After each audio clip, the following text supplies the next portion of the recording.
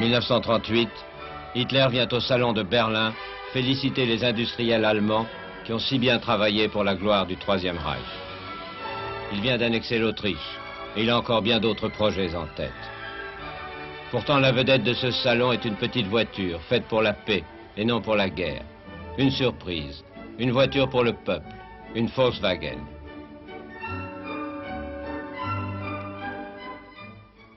Et le ministre de la propagande, Goebbels, remet une médaille et un prix de 50 000 marks à ceux qui ont si bien mérité de la patrie allemande. Au docteur Todt, chef de l'organisation nazie du Front du Travail, qui a construit les autoroutes. Aux constructeurs d'avions Messerschmitt et Henkel, qui fabriquent de si bons chasseurs et bombardiers. Professor Willy Messerschmitt und Professor Ernst Heinkel.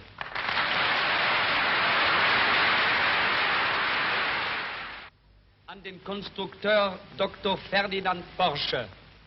Et à l'ingénieur Ferdinand Porsche, qui a conçu la Volkswagen. Hitler en personne remet les prix aux lauréats et le petit docteur Porsche, perdu au milieu de ses uniformes, provoque un joli scandale. Au lieu de lui donner du Mein Führer, il bafouille « Merci, monsieur Hitler ». Un personnage étonnant, Ferdinand Porsche. Il a déjà 63 ans et il est totalement inconnu du grand public. Pourtant, voilà plus de 40 ans qu'il dessine des voitures. Ce fils d'un ferblantier de Bohême a commencé sa carrière à l'âge de 20 ans à Vienne, comme le raconte son neveu, M. Norbert Wagner, directeur de Porsche à Paris. Voici, ici j'ai une photo ici, en bas du mur. C'est une des premières voitures que le professeur Porsche avait construite en 1896-17 et était exposée pour la première fois à l'exposition mondiale en 1900 à Paris. Et il avait inventé un système de double entraînement, c'est-à-dire ça consistait dans deux moteurs électriques chacun de 2,5 chevaux et en plus un moteur à combustible qui rechargeait les batteries dès que les batteries étaient épuisées. Une voiture extraordinaire. D'ailleurs, c'est très amusant que si les Américains ont envoyé la première voiture sur la Lune, la fameuse voiture lunaire, il comportait les mêmes caractéristiques parce que les moteurs électriques étaient également placés dans les roues, c'est-à-dire dans des axes de roues. Voilà. En 1910, Porsche dessine cette voiture de course avec une carrosserie tulipée qui fait du 140 à l'heure et au volant de laquelle il gagne la célèbre coupe Prince Henri. Puis après la guerre, en 1923, il devient directeur technique de Mercedes à Stuttgart. Un passage mémorable. Il a créé cette voiture qui est la fameuse Mercedes Type SSK, une voiture qui roulait déjà dans ce temps-là 175 à l'heure et qui est une des extraordinaires voitures où tout le monde rêve. C'était donc un chercheur, un inventeur, un génie. Dans tel point qu'un beau jour, il avait probablement un éclat quelconque, n'est-ce pas, où il n'était pas d'accord. Il a quitté la Mercedes-Benz et il a réalisé un rêve qu'il avait toujours eu. Il a créé son propre bureau d'études à Stuttgart. C'est ainsi qu'il a dessiné, entre autres pour Auto Union, la voiture avec laquelle Rosemeyer a remporté tant de victoires. Ferdinand Porsche est un loup solitaire, un original, qui met ses voitures au point dans son jardin, Stuttgart. Staline l'a fait venir à Moscou et lui a offert un poste mirifique en URSS. Il a hésité, puis refusé.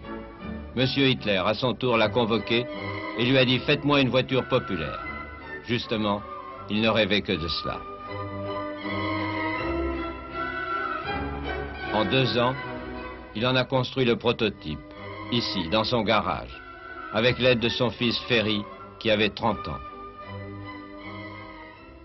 Nous sommes ici à la maison de mon père. Cette maison, mon père a construite en 1923.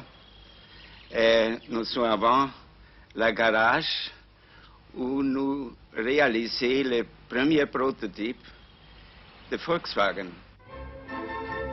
Porsche, pour une fois, a eu carte blanche et il a tout fait à son idée.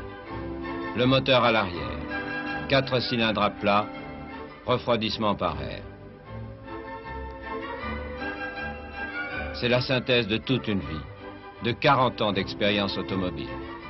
En ce temps, il n'est pas pensé que cette voiture a fait un succès mondial comme il a fait maintenant avec une production de 18 millions de voitures. En mai 1938, dans une forêt près de Hanovre, Hitler vient poser la première pierre de l'usine gigantesque qui doit être édifiée par le Front du Travail à Wolfsburg pour construire la voiture du peuple. Chaque ouvrier, chaque employé, chaque Allemand aura la sienne pour la modique somme de 990 marks. C'est juré.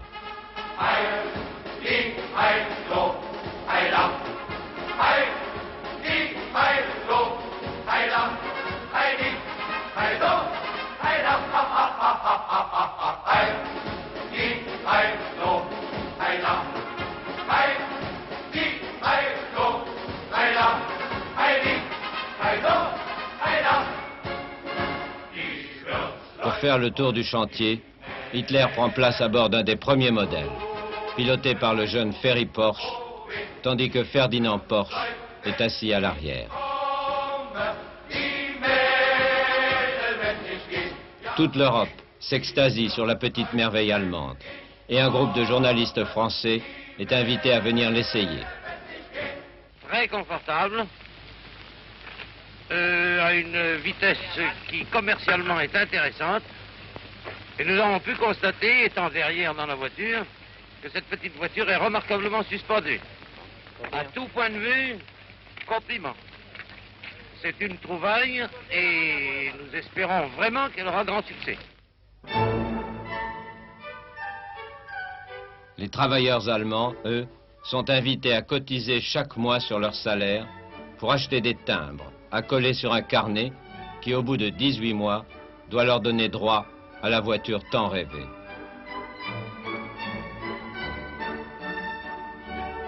Ils ne reverront jamais leurs économies. Quand la belle usine de Wolfsburg sera achevée, sa production sera affectée à d'autres besoins, ceux de la guerre.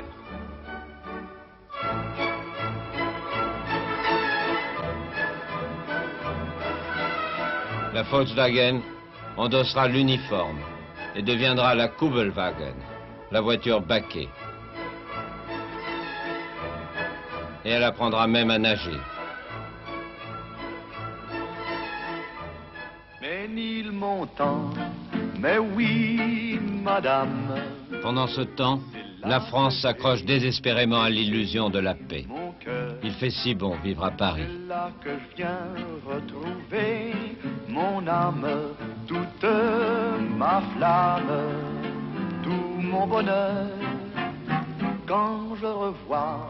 Ici, comme en Allemagne, comme ailleurs, l'idée de la voiture populaire est dans l'air. Au dernier salon d'avant-guerre en 1938, le président Lebrun admire la dernière-née de Peugeot, la petite 202, une émule de la Volkswagen, inaugurée avec moins de faste, mais avec autant de cocorico. D'une nouvelle vedette de la route. La présence de nombreuses personnalités industrielles et sportives souligne l'importance du succès que la technique française vient de remporter.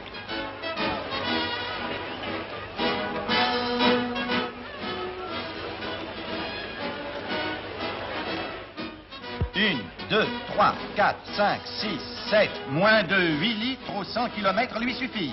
Car la jeune star est sobre et jointe à cette vertu qu'est l'économie, l'élégance et le bon goût qui font la renommée de la production française. Déjà l'année précédente, Louis Renault a lancé sa petite Juva 4.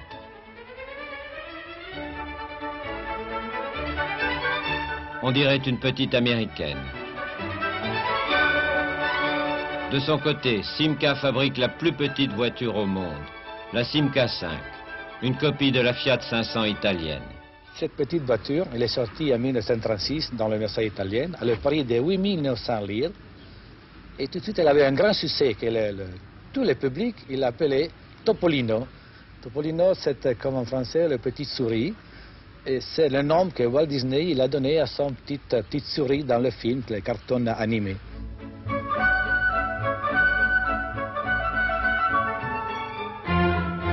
La petite souris de Fiat allait avoir longue vie, 26 ans. Enfin, Citroën a déjà construit en secret le prototype d'une voiture qui devait être la moins chère du monde. Une 2 chevaux, traction avant, que présente M. Norroy, ancien collaborateur d'André Citroën. La première voiture a été étudiée dès 1935 et nous avions fait environ 500 voitures d'essai qui sont restées stockées pendant toute la guerre de 40 à l'usine de Levallois.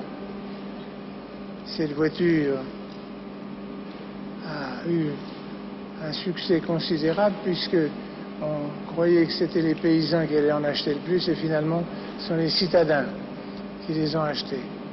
Elle a encore un succès considérable maintenant et celle-ci que vous voyez qui a à peu près 35 ans d'âge, 37 ans d'âge, elle roule encore très bien et on n'y a pas touché.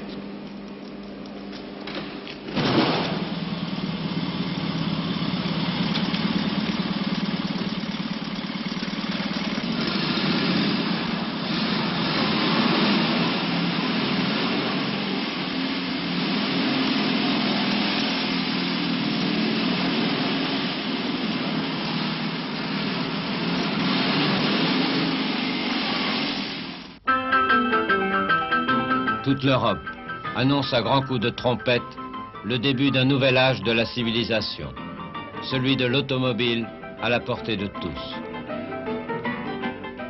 Infatigablement, le génie humain ajoute de nouveaux perfectionnements à son œuvre. De la matière inerte, il a sorti le véhicule mécanique auquel nous devons une transformation complète de la vie moderne.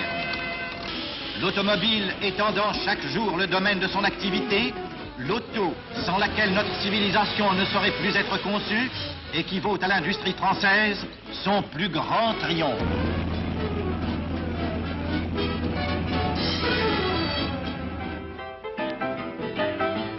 Tout est prêt pour le grand bond en avant. Toutes les solutions sont trouvées. La traction avant, le moteur arrière, l'aérodynamisme.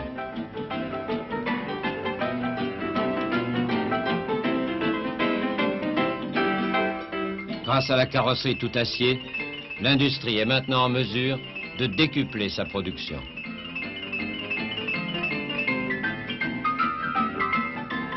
Oui, tout est déjà prêt pour une nouvelle page de l'histoire de l'automobile.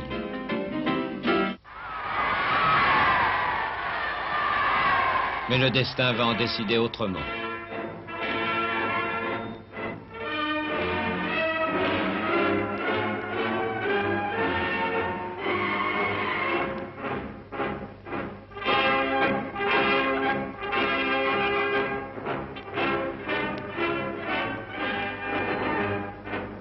Le jour où Hitler fête son 50e anniversaire à Berlin, la formidable machine de guerre nazie est déjà en marche.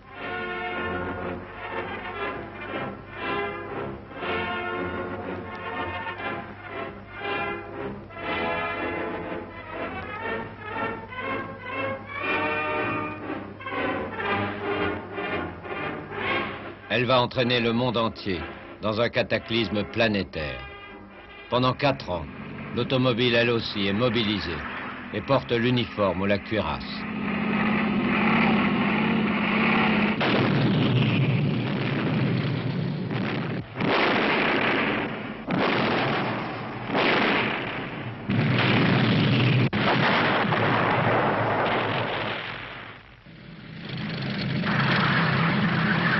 Elle va en connaître des aventures aux 4 coins du monde.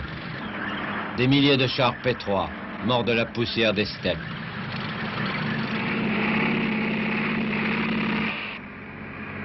Devant Moscou, des milliers et des